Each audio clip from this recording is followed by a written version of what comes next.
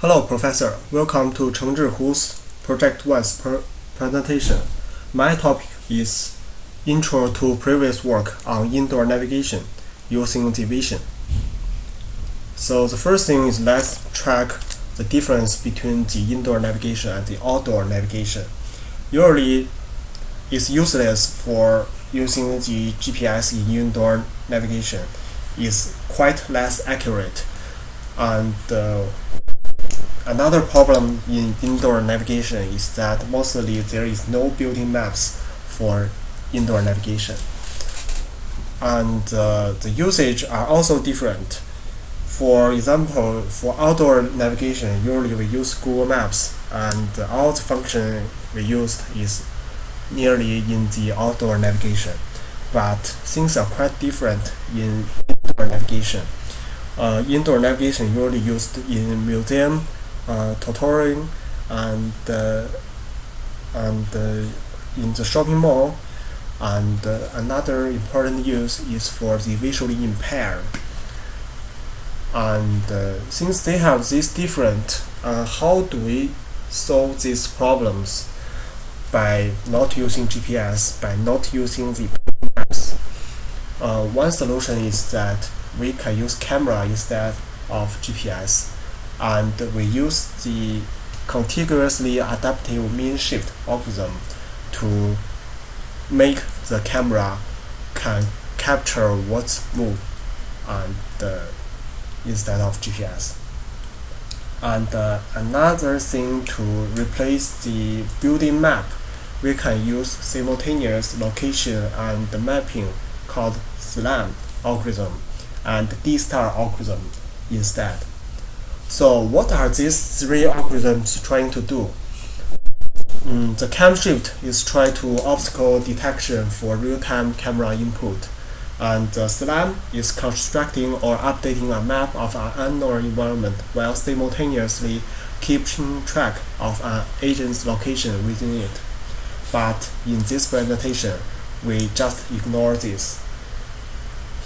And for the D-star algorithm is find the shortest path using the BFS.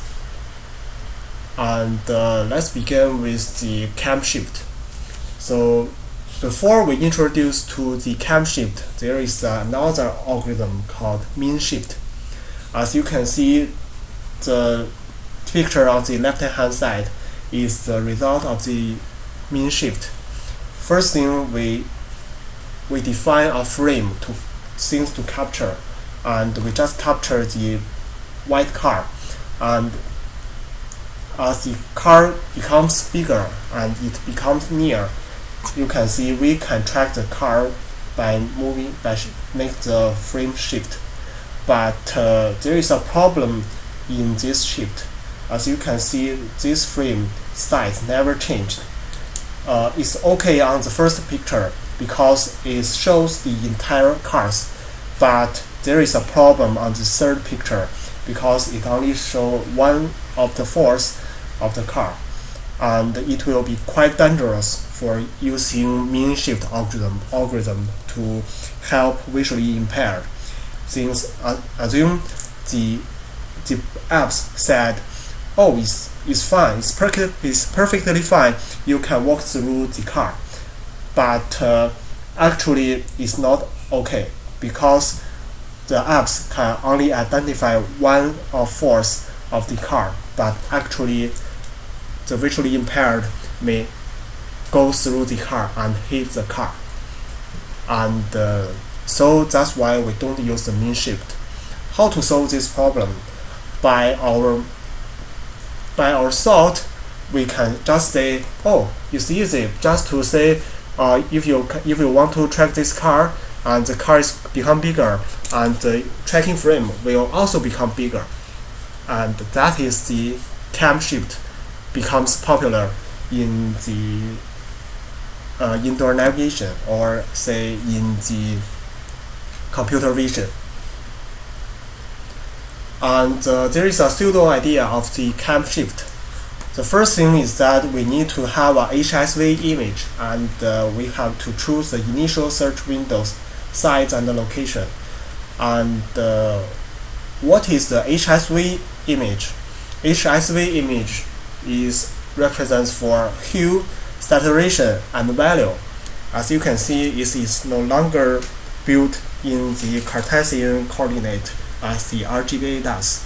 It's built in the cylindrical coordinate, and hue can be 0 to 360 degree, and the value could be 0 to 1, and the saturation could be also -1 to 1. And as you can see, this is a three channels picture. And how to implement in OpenCV?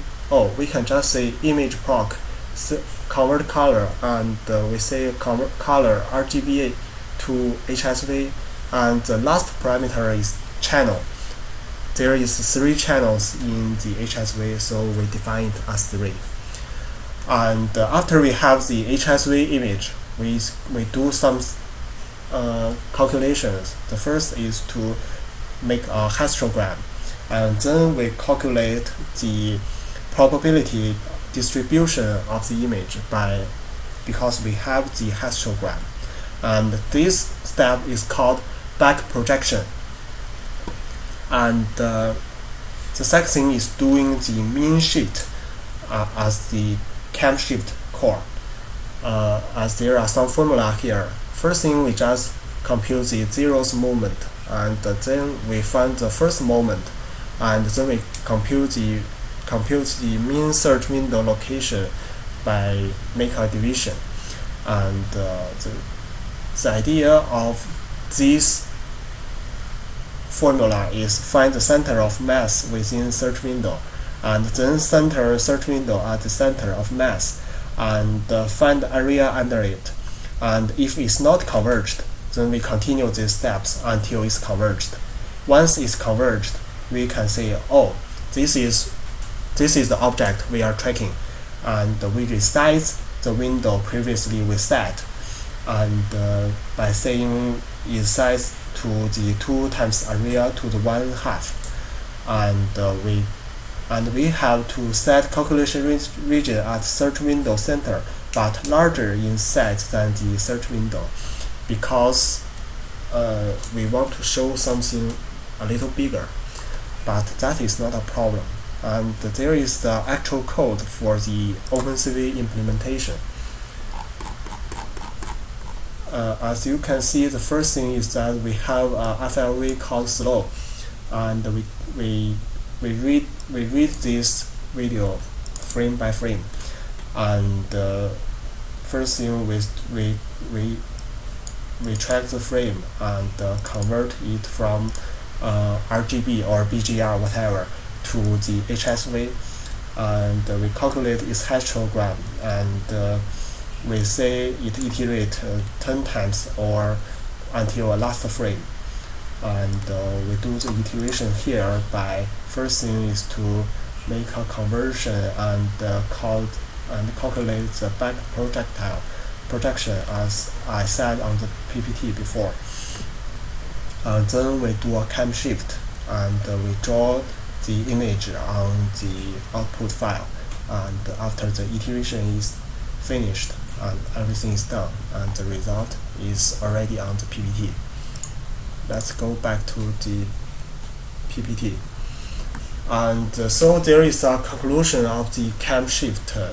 The pros of the cam shift is it can effectively solve the problem of target deformation and occlusion, and the system resource requirements are not very high, and the time complexity is very low. Yes, and it can do something well in a simple background. But there is also disadvantages for the cam shift according to its advantages, because it is too simple, so we cannot use it to track the target when the noise are high or the background of the input is complex. Let's say another important algorithm in the indoor navigation is called D-star algorithm. and there are several basic operations of D stars. The first thing is called new, means it's never been placed in the open list, and open means it's currently on the open list. Close means it's no longer on the open list. Raise indicating its cost is higher than the last time it was on the open list, and lower indicating its cost is lower than the last time it was on the open list. Basically, the D-star algorithm is BFS, which means breadth first search in the data structure. So let's begin with an example. As you can see, there is a graph, and the start point is A, and the final point is F, and we place every point's value by start point set to 0 and all the other points set to the infinity, and we do BFS at this step, and we calculate the weight of each point, and you can see A to B is 4, so we replace the infinity to 4 and replace the infinity to 3 on C, and replace the infinity to 7 on E. And the next step is we see, oh, C, you are the lowest cost, so we go through C. And in C we also do another BFS, and C goes to B is 3 plus 6 is 9, is greater than 4, so we leave 4 there. And 3 plus 8 is 11, is greater than 7, so we leave 7 here. But 3 plus 11 is 14, is less than the infinity, so we replace the infinity by 14. And C is finished, is BFS, and then we go to B, do another BFS. We can see B go to C is 4 plus 6 is 10, and is greater than 3, so we leave it. And B goes to D is 4 plus 5 is 9, is less than 14, so we replace the 14 by 9. And the next thing we do is go to E to do BFS, and until all the points is finished is BFS, and then we calculating the route is A go to B, go to D, go to F, and that is the actual path we want, the shortest path we want. And there is a pseudocode of the D-star algorithm here, and it is trying to say track the every graph nodes dynamically rather than statically. And if you want to learn more, you can go through this page, and it has the fully explain of this why this pseudocode works. Okay, let's go back to the PowerPoint.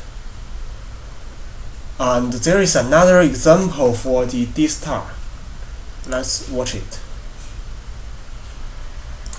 As you can see in the picture, the green points represents for the start point, and the orange point represents for the start point, and the green point represents for the final point. And he create a maze and calculate the route, and he set some stop at the, as you can see, the line is not changed until it's nearly hidden.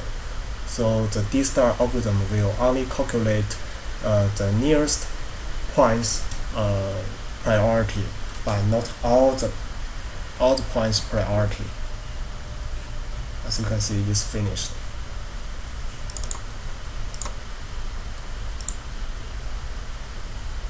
And that is all things about the D-star algorithm. And what's more, there is another indoor navigation app called NaviViz, but it's still under development. But we can see its application by watching this video.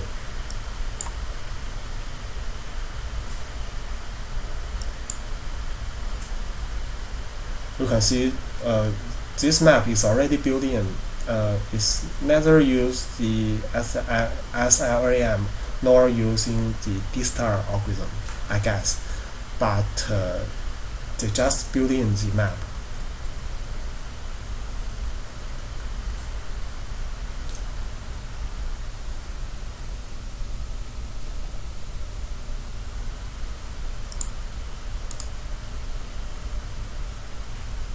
And you can see it also implements the indoor navigation system, route calculate.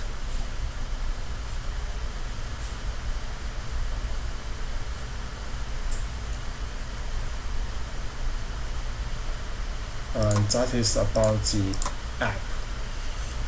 And another question about the indoor navigation is that can the indoor navigation be implemented without computer vision? Yes, we can use a beacon. Welcome to this video on pathfinding. Oh, what is So in this first episode, we're going to be taking a look at how the sorry, we don't close the YouTube. And yes, we can use a beacon, Bluetooth, or other hardware instead. Not only a camera with some software level algorithm can implement this, but we also can use the hardware to implement this. But hardware means you have to carry it on yourself, and it's heavy, and you have to take care of the hardware. But on all things on the cell phone, using a software instead of a hardware, it will bring more convenience. So let's talk about the future of the indoor navigation. It's a great potential to develop the indoor navigation app. Since the increasing dependence on cell phones, people will have demand to use the indoor navigation, especially when they are in a museum, shopping mall, or other huge indoor places. On the other hand, it's a trend to make our cell phone more powerful rather than a regular cell phone. It will not only save money, but also bring convenience for the visually impaired for one day that accessibility apps can fully replace any device. And that is all of my presentation. Thank you for listening. See you.